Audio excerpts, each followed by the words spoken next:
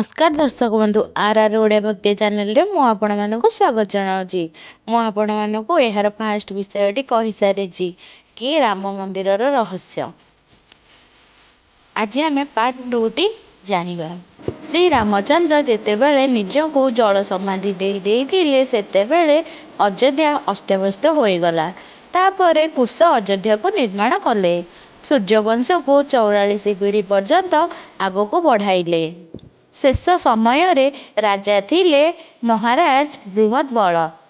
महाभारतर युद्ध रे बृहद्बल शेष समय रे अभिमन्यु हाथ रे मृत्युवरण करथिले।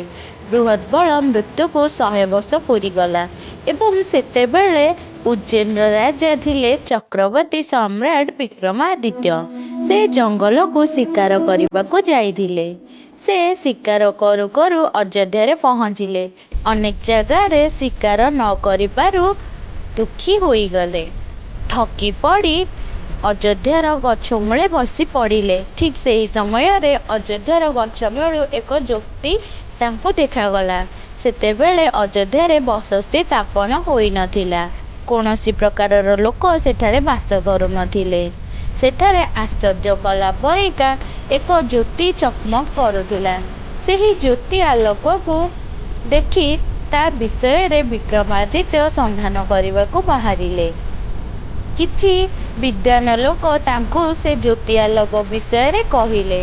से स्थानटी हेउछि श्री रामचंद्रଙ୍କର जन्म स्थान। श्री रामचंद्र सेही स्थान रे जन्म ग्रहण करिथिले। एणु जेहेतु आपण हेउछंती एक राज्यर एक साम्राज्यर राजा आपण को से स्थान रे प्रभु श्री रामचंद्र देखा देइछंती। आपण सेही स्थान रे रामचंद्रकर भव्य मंदिर निर्माण करंतु। राजा विक्रमादित्य काल विलंब न करी भव्य मंदिर निर्माण कले। राजा विक्रमादित्य परे अनेक राजा मंदिर रक्षण भक्षण कले। एहा परे कर्नर राजा जयचंद नजर पड़िला राम मंदिर उपरे एवं सेही स्थान रे राजा विक्रमादित्य मंदिर को हटाई से निज नामर से स्थान रे एक शिलान्यास निर्माण करने को चाहूथिले। एहा पर पानीपत युद्ध हैला। राजा जयचंद पराजित होई प्राण हारिले। राम मंदिर उपरे नजर पकाइले मोगल माने। मोगलଙ୍କ आक्रमण रे भारत अस्तव्यस्त होई पड़िला।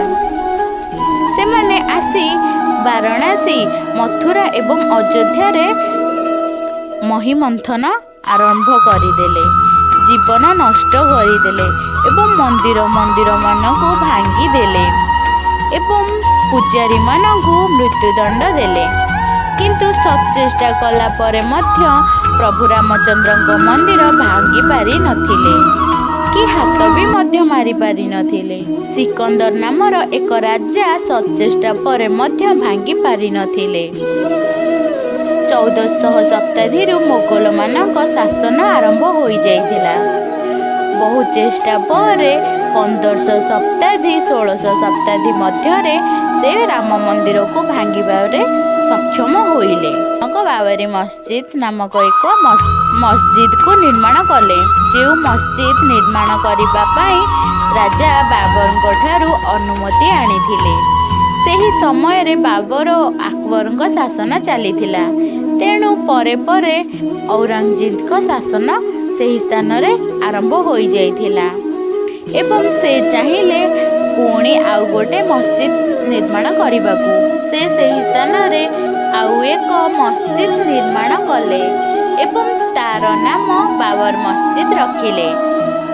एहा परे अनेक वर्ष बीतीगला। 1853 मसीह बाबरी मस्जिद को सामना रे छोट राम मंदिर तैयारी करी पूजा करने को आदेश देले।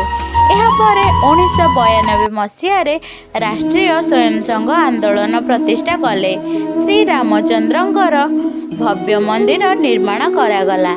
सेही स्थान रे थिबा बाबरी मस्जिद को भांगी दियागला एवं प्रभु श्री रामचंद्रंकर एक कुड़िया करी पूजा करने को लगिले लोक माने।